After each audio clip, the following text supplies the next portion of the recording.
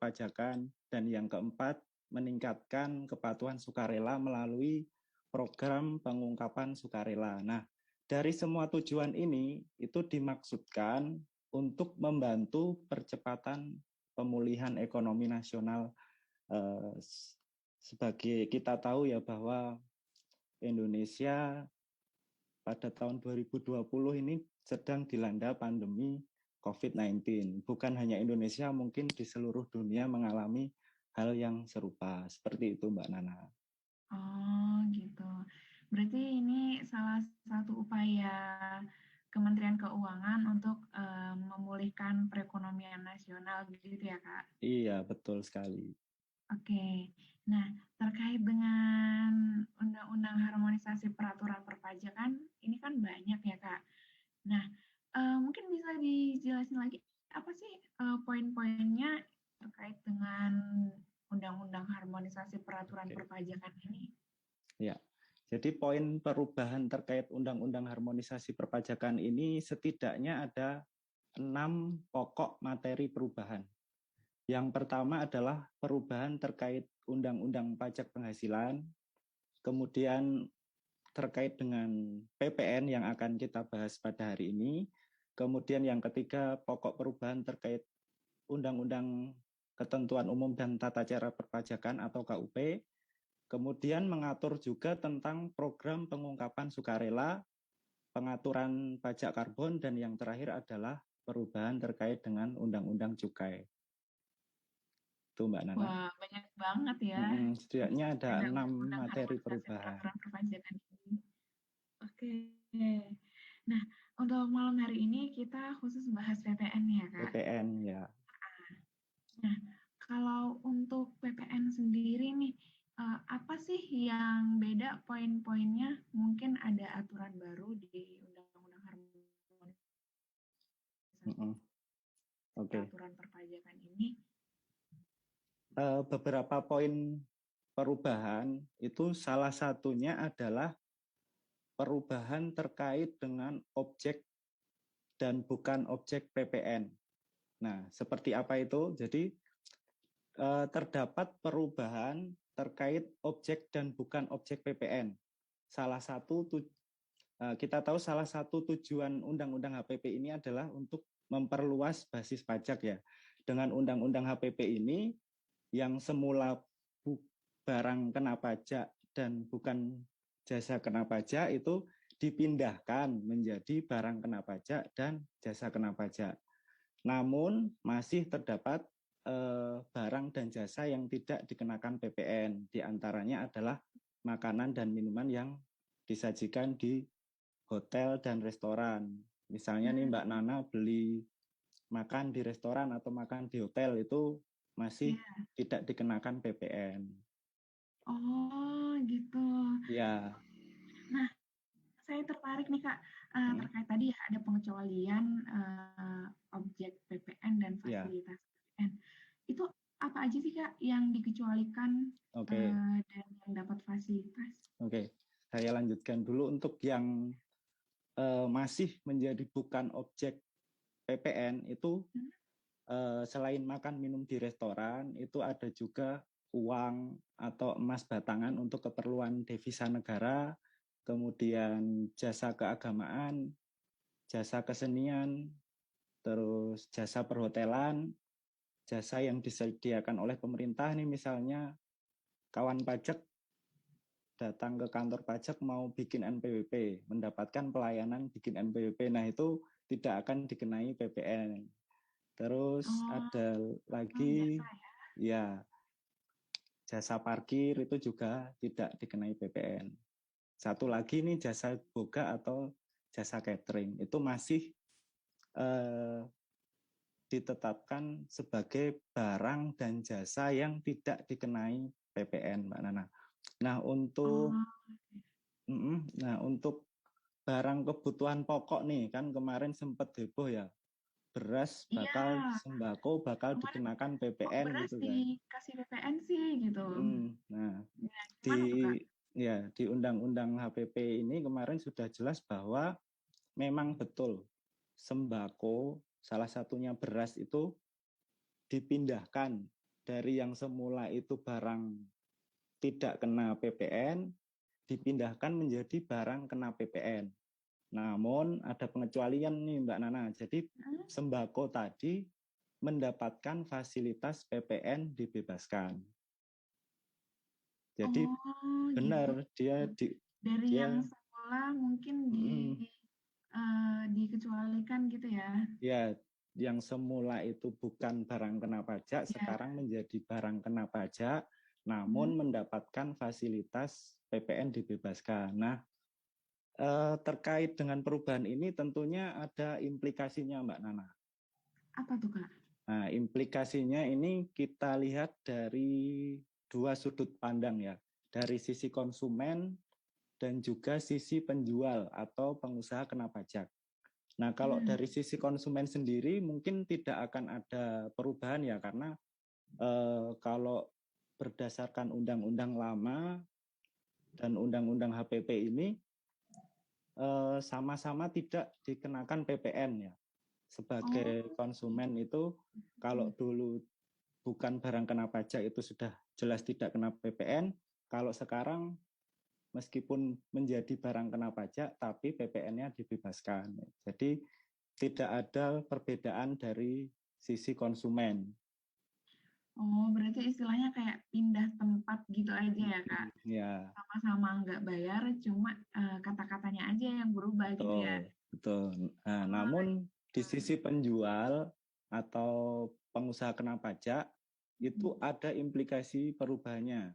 Jadi jika merujuk ke undang-undang lama, ketika seorang pengusaha itu menyerahkan barang kena pajak, contohnya berupa beras tadi, ini saya kasih contoh aja deh, misalnya biar Mbak lebih gampang Nana ya. nih ya, Mbak Nana punya perusahaan bergerak di bidang distributor barang-barang kebutuhan rumah tangga. Iya. Nah, Mbak Nana ini perusahaan Mbak Nana ini sudah dikukuhkan sebagai PKP nih. Nah, ketika Mbak Nana melakukan penjualan beras, ya, beras kemasan nih, kalau menurut undang-undang lama itu wajib membuat faktur pajak tidak Mbak Nana? Kalau berdasarkan undang-undang yang lama. Perlu diterbitkan faktur pajak tidak? Oh, iya. Perlu nggak Mbak Nana? Gimana ya Kak? Perlu nggak ya? Nah, jadi kalau beras ini kan kalau menurut undang-undang lama tadi bukan barang kena pajak ya. Bukan barang kena pajak. Nah, jadi sudah jelas tidak perlu dibuatkan faktur pajak. Ya, tapi di undang-undang HPP ini ya beras tadi itu berubah menjadi barang kena pajak yang dibebaskan ya. Jadi harus dibuatkan atau diterbitkan faktur pajak. Nah, faktur pajaknya itu dengan kode transaksi 08. Oh, gitu. Mungkin di sini ada teman-teman yang sudah dikukuhkan jadi PKP. Mungkin ini sekaligus bisa jadi informasi yang paling baru ya. Dan bisa siap-siap nih nanti ke depannya kalau misalkan udah berlaku ada perbedaan nih, ada di barang kebutuhan pokok ya. Tadi salah satu contohnya beras. Berarti nanti kalau ada penyerahan beras gitu nanti wajib membuat faktur gitu ya Kak, pajak, dengan kode transaksinya 08. Nah, kode transaksi faktur pajak ini kan ada macam-macam ya Mbak Nana. Kurang lebih itu ada 9. Wow, banyak banget ya. Ada 9. Mau disebutkan kah Mbak Nana? Waduh. Mungkin kali ini khusus terkait perubahan HPP dulu ya, mungkin kesempatan lain kali ya. Oke. Nah, kalau selain barang kebutuhan pokok, kira-kira apa Kak yang termasuk di pengecualian objek PPN dan fasilitas PPN? Ada nggak kira-kira? Oke, yang semula bukan barang kena pajak menjadi barang kena pajak tetapi mendapatkan fasilitas ya. Ada. Jadi terkait dengan jasa pelayanan sosial yang tidak mencari keuntungan. Itu Salah satu yang mendapatkan, misalnya mungkin Mbak Nana punya perusahaan swasta ya, yaitu bergerak di bidang sosial, cuman dia mencari keuntungan. Nah itu objek pajak, objek PPN. Tapi kalau tidak mencari keuntungan, nah itu dibebaskan PPN-nya, gitu. Kemudian ada lagi yang dibebaskan itu adalah jasa keuangan, kemudian jasa asuransi, jasa pendidikan, dan jasa tenaga kerja. Kemarin kan sempat heboh juga terkait biaya sekolah ya, biaya sekolah kena PPN gitu ya. Iya. Selain sembako juga isunya, salah satu isunya adalah terkait biaya pendidikan yang katanya mau dikenakan PPN. Nah, ternyata memang benar di jasa itu dipindahkan yang semula tidak dikenai PPN menjadi jasa yang dikenakan PPN tetapi mendapatkan fasilitas dibebaskan tadi. Gitu Mbak Nana. Nah, kalau jasa kesehatan gimana nih Kak? Termasuk atau enggak? Jasa pelayanan kesehatan medis itu termasuk jasa yang mendapatkan fasilitas dibebaskan. Gitu. Nah, sekarang lengkap banget berarti ya. Iya. Berarti hanya beda istilah aja ya Kak, sebenarnya sama-sama enggak dikenakan N. Sama-sama, Nah, ya sama-sama enggak dikenakan. Oke. Oh ya, oke. Nah, sebenarnya apa sih Kak tujuan dari pengecualian objek PPN dan fasilitas PPN ini? Kira-kira apa tujuannya? Kenapa kok ada pengecualian objek PPN?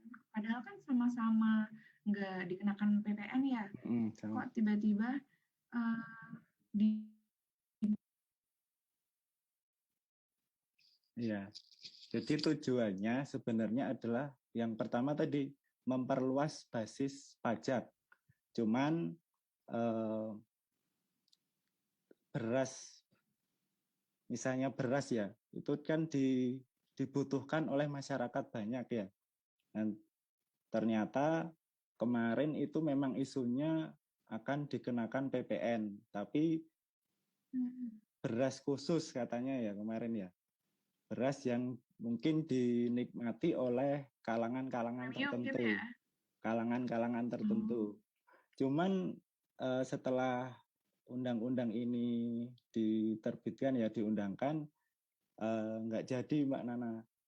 Jadi semua beras, semua kebutuhan pokok itu tidak akan dikenakan PPN atau dibebaskan tadi untuk melindungi masyarakat menengah ke bawah. Gitu Mbak Nana.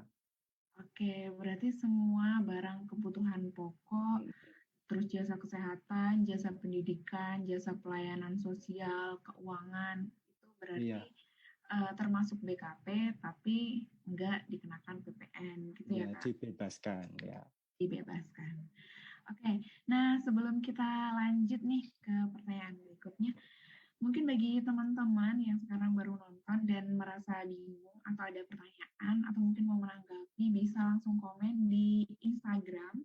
Nah, nanti bakalan Kak Dadang jawab ya pertanyaannya. Nah, saya juga mau mengingatkan bagi teman-teman yang kemarin sudah ikut kuis pajak Senin, di Senin malam itu, nanti akan ada pembahasannya dan sekaligus kita mau pilih pemenang. Jadi silahkan siap-siap mulai dari sekarang yang kemarin ikutan komen. Jangan lupa simak Instagram live kita kali ini, karena nanti bakal diumumin pemenangnya. Oke, kita mau lanjut materi sampai akhir baru jawab pertanyaan atau mungkin lanjut materi dulu Mbak Nana, kita selesaikan dulu sampai selesai materi ya Kak. Ya. Oke, kita lanjut ya teman-teman kawan pajak. Nah, tadi kan kita udah bahas terkait dengan pengecualian objek PPN dan fasilitas PPN di Undang-Undang Harmonisasi Peraturan Perpajakan. Nah, sekarang kan baru heboh juga nih Kak, selain beras yang dipajakin, jasa pendidikan yang dipajakin, yang bikin heboh lagi itu tarifnya naik. Nah, tarifnya naik ya? Nih, tarif PPN naik gitu. Nah, sebenarnya kenapa kok tarif PPN di Undang-Undang Harmonisasi Peraturan Perpajakan ini naik? Dinaikkan ya. Padahal kondisi ekonomi saat ini sedang sulit karena pandemi COVID-19 ya Mbak Nana ya. Nah, mungkin teman-teman di sini mau mendengarkan ya, apa sih alasannya kok bisa PPN naik gitu? Oke. Jadi kalau berdasarkan pasal 7 Mbak Nana, terdapat kenaikan tarif PPN ya, dari yang semula itu 10% diubah menjadi 11%. Nah, tarif baru ini kan mulai berlaku efektif nanti nih pada tanggal 1 April 2022. Oh iya. Dan akan menjadi 12% lagi nih Mbak Nana. Naik lagi nanti. Nah, itu mulai paling lambat 1 Januari 2025. Nah, kenaikan tarif PPN ini bertujuan untuk meningkatkan penerimaan serta keadilan dalam proses pemungutan PPN. Namun pemerintah juga tetap mempertimbangkan ya kondisi masyarakat saat ini dan kegiatan usaha yang masih dalam pemulihan pasca pandemi COVID-19. Sehingga kenaikannya nanti akan diatur nih dalam 2 tahap dan tidak dalam waktu dekat. Nah, selain itu juga untuk meningkatkan penerimaan negara dalam memenuhi kebutuhan masyarakat saat ini, yaitu dalam rangka mengatasi dampak pandemi COVID-19 dalam bentuk vaksin ataupun bantuan sosial nih. Jadi meskipun tarifnya naik, itu ya nanti bakal digunakan untuk membiayai mengatasi dampak pandemi COVID-19 ini, Mbak Nana. Jadi akan balik lagi ke masyarakat. Manfaatnya akan dikembalikan lagi dalam bentuk ya tadi vaksin maupun bantuan sosial seperti itu. Oke. Berarti PPN naik ini bertujuan agar memulihkan penerimaan serta nanti manfaatnya juga akan kita terima lagi gitu ya Kak? Betul sekali. Ini ya terkait dengan adanya pandemi COVID ini. Iya, betul Mbak Nana. Oh gitu. Oke Kak. Nah, terkait dengan kenaikan tarif itu Kak, tadi kan tujuannya untuk memulihkan penerimaan serta mengatasi pandemi COVID ini ya. Nah, sebenarnya untuk siapa sih ini? Ada perbedaan nggak? Atau mungkin kenaikan tarif PPN ini ditujukan untuk siapa? Nah, untuk kenaikan tarif PPN ini ditujukan untuk semuanya, Mbak Nana. Jadi untuk pengusaha kena pajak akan dikenakan tarif umum. Tapi di Undang-Undang HPP ini juga ditambahkan 1 pasal nih Mbak Nana terkait dengan pengaturan PPN final. Jadi buat kawan pajak yang mungkin memenuhi kriteria nanti bisa memanfaatkan yang namanya PPN final, PPN dengan tarif final. Seperti itu Mbak Nana. Oh, oke. Mungkin bisa dijelasin Kak, maksudnya PPN final itu gimana ya? Karena kemarin-kemarin mungkin kan kalau final itu belum ada gitu ya di PPN. Jadi ada PPN final. Apa sih itu PPN final? Jadi kalau yang PPN saat ini itu kita kenal dengan ini ya, istilah pajak keluaran dan juga pajak masukan. Gitu kan. Jadi pajak keluaran itu kan PPN yang sudah dipungut oleh PKP kepada konsumen. Sedangkan kalau pajak masukan itu adalah PPN yang sudah dibayarkan kepada lawan transaksi atas transaksi pembelian. Nah, nanti PPN yang terutang itu kan dihitung dengan cara mengurangkan pajak keluaran dan pajak masukan. Besaran mana? Kalau misalnya besaran pajak keluarannya, maka akan terjadi kurang bayar. Kebalikannya, kalau misalnya pajak masukan itu lebih besar, nanti PPN itu menjadi lebih bayar. Kan PPN yang bersifat umum kan seperti itu ya Mbak Nana, yang biasa kita dengar. Cuman kalau di Undang-Undang HPP ini di antara pasal 9 dan juga pasal 10 itu disisipkan satu pasal yaitu pasal 9A yang mengatur tentang pengenaan PPN final. Jadi di pasal ini dijelaskan bahwa pengusaha kena pajak yang peredaran usahanya dalam 1 tahun buku itu tidak melebihi jumlah tertentu, kemudian melakukan kegiatan usaha tertentu, terus itu dapat memungut dan menyetorkan PPN yang terutang atas barang kena pajak dan atau jasa kena pajak dengan besaran tertentu. Maksudnya di sini prinsipnya adalah kemudahan dan kesederhanaan. Jadi PPN final ini prinsipnya adalah untuk kemudahan dan kesederhanaan. Seperti kalau di PPh mungkin adanya tarif 0,5% PP 23. Jadi wajib pajak tidak perlu ribet untuk menghitung pajak terutangnya ya, karena tinggal mengalihkan tarif 0,5% dikalikan peredaran bruto. Nah, untuk PPN ini memang tarifnya belum diatur ya Mbak Nana, karena nanti kita menunggu aturan terkait dengan hal ini, yaitu akan diatur dalam peraturan Menteri Keuangan. Nah, kita tunggu PMK-nya untuk mengetahui tarifnya itu berapa nanti. Dan siapa aja yang kriteria-kriteria PKP yang boleh memanfaatkan PPN final ini, seperti apa kriterianya. Itu Mbak Nana, masih menunggu PMK. Oke, berarti saat ini kita terkait dengan petunjuk pelaksanaannya yang lebih jelas gitu ya, Kak? Iya, betul Mbak Nana. Oke. Kan bagi kawan pajak yang sekarang baru nonton dan merasa ada pertanyaan ataupun ingin menanggapi terkait dengan penjelasan pada malam hari ini untuk Undang-Undang Harmonisasi Peraturan Perpajakan terkait dengan PPN lewat Instagram Live kita, nanti akan kita jawab dan bahas satu-satu. Gitu. Nah, selain itu,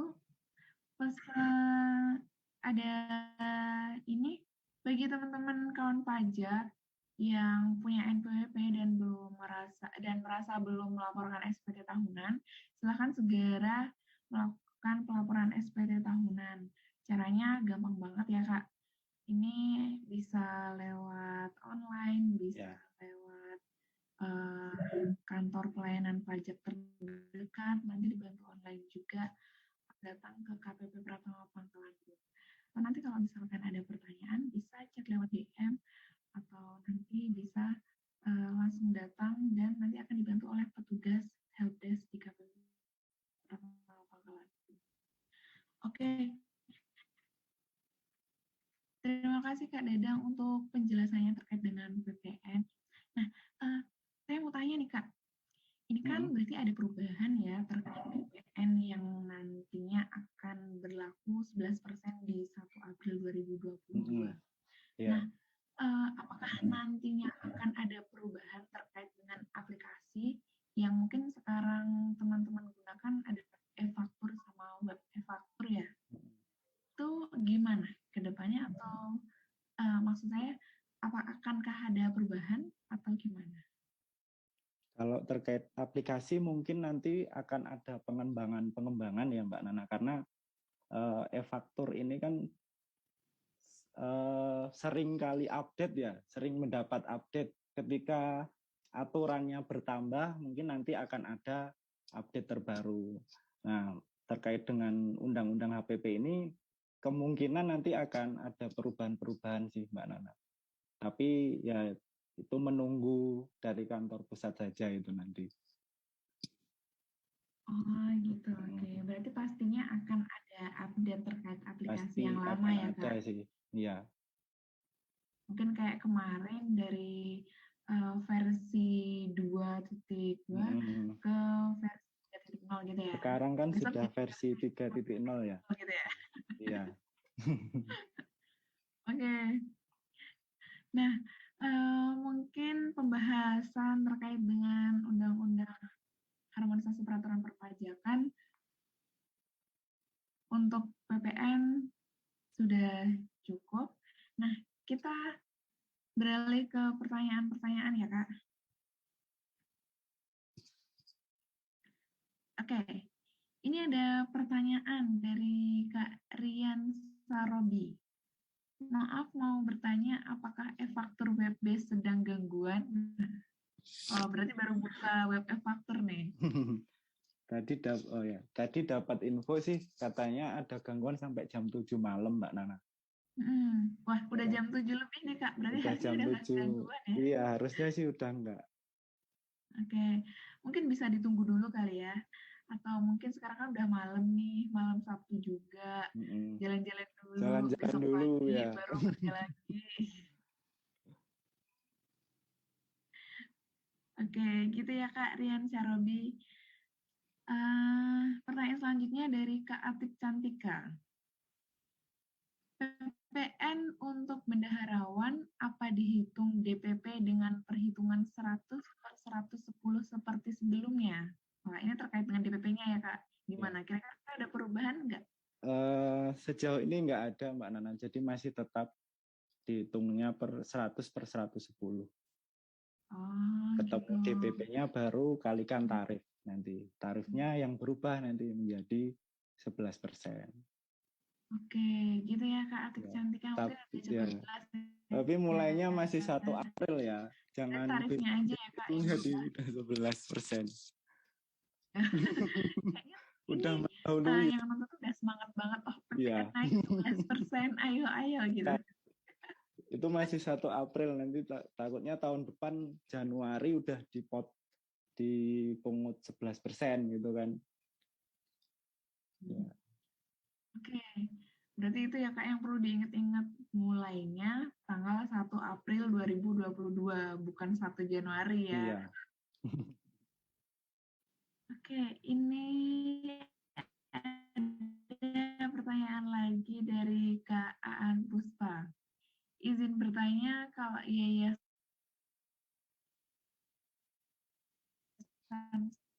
sosial cuman gedungnya. Putus-putus Mbak Nana, bisa diulangi. Oke, maaf Kak, saya lain ya. Ini ada pertanyaan dari Kak Aan Puspa. Izin bertanya, kalau yayasan sosial dan gedungnya disewakan, apakah yayasan tersebut wajib PKP? Jadi kalau misalkan kita lihat omsetnya dulu. Omsetnya kalau masih di bawah 4,8 miliar ya, kalau aturannya belum berubah itu harus tidak perlu untuk PKP ya, karena saat ini aturannya masih harus di atas 4,8 miliar untuk dikukuhkan sebagai PKP. Itu. Oh, gitu. Iya. Kalau misalkan omsetnya masih di bawah 4,8 miliar, tapi saya mengajukan mengajukan diri atau mengajukan permohonan untuk dikukuhkan sebagai PKP gitu bisa Kak? Atau Bisa. enggak? Bisa, Bisa ya. cuman kan gini, kalau misalnya yayasan non profit misalnya, dia tidak ada kegiatan usaha lain, terus tiba-tiba dapat penghasilan dari nyewain gedung yang sebenarnya itu bukan kegiatan utama yayasan tersebut. Jadi menurut saya itu tidak perlu dikukuhkan sebagai pengusaha kena pajak sih, Mbak Nana. Oh, oke. Baik, jadi gitu ya Kak Iya. Agus, jawabannya nggak wajib dikukuh. Nah, bagi teman-teman nih, saya ingatkan lagi yang mau bertanya bisa langsung komen lewat Instagram. Lalu bagi teman-teman yang belum melaporkan SPT tahunan, silakan segera melaporkan SPT tahunan dengan bisa berbagai cara. Salah satunya bisa langsung online jika sudah punya EVIN, registrasi di web pajak.go.id, atau teman-teman bisa datang ke kantor pelayanan pajak terdekat, ataupun bisa langsung datang ke KPP Pratama Pangkalan Bun untuk yang berada di wilayah Kota Waringin Barat, atau bisa juga teman-teman datang ke KP2KP Sukamara bagi yang berada di wilayah Sukamara, atau bisa juga di KP2KP Nangabulik bagi teman-teman yang berada di wilayah Lamandau.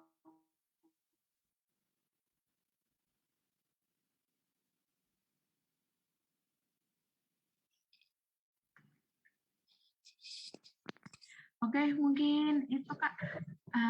Mungkin ada lagi yang mau disampaikan terkait dengan Undang-Undang Harmonisasi Peraturan Perpajakan, khususnya PPN.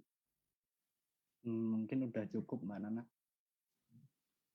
Oke, mungkin itu aja ya Kak. Teman-teman nih, mohon maaf terkait dengan pembahasan kuis pajak Senin, mungkin akan dibahas di kesempatan berikutnya. Jadi belum bisa di kesempatan kali ini. Jadi silakan stay tune di Jumat malam, setiap Jumat malam pukul 7 sampai pukul 8. Nantinya akan dibahas di Instagram Live, serta akan diundi siapa pemenangnya. Gitu. Oke, mungkin pada malam hari ini terkait dengan Undang-Undang Harmonisasi Peraturan Perpajakan khusus PPN, boleh Kak dikasih kesimpulannya poin-poin yang berubah terkait kenaikan tarif sama mulai berlakunya? Oke, kalau untuk kenaikan tarif PPN sekali lagi itu akan diatur 2 tahap. Yang pertama itu tarif naik 11%, itu mulai berlaku 1 April 2022, kemudian naik lagi menjadi 12%, paling lambat tanggal 1 Januari 2025. Nah, untuk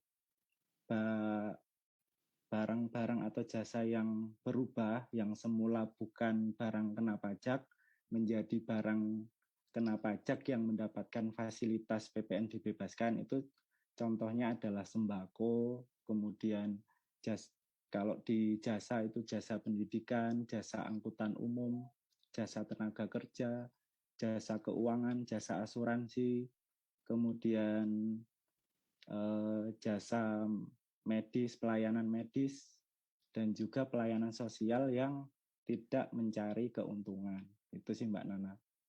Kalau yang lain masih tetap seperti jasa makan minum di hotel ataupun di restoran, kemudian jasa catering, terus jasa kesenian dan hiburan itu masih menjadi barang dan jasa yang tidak dikenai PPN. Gitu. Oke, terima kasih Kak Dedang atas kesimpulannya pada malam hari ini. Sama-sama.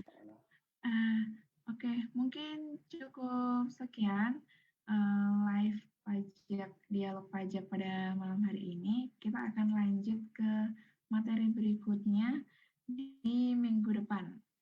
Saya ingatkan lagi, hari Jumat malam pukul 7 sampai pukul 8 malam.